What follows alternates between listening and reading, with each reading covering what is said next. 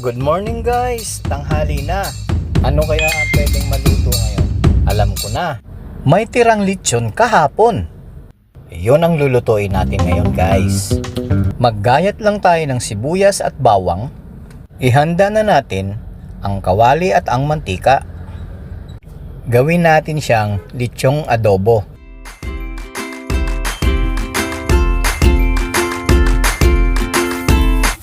Gisa na tayo ng bawang, i-brown lang natin ng konti.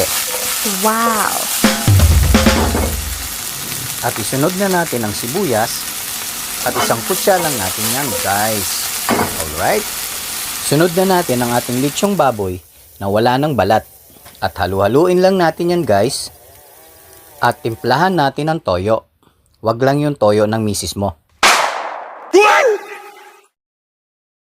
At dito na natin lagyan ng suka. Haluin natin para mag-mix na ang suka at ang toyo. Dito, hindi ko na kailangan maglagay ng asin dahil ang lechon timplado na yan.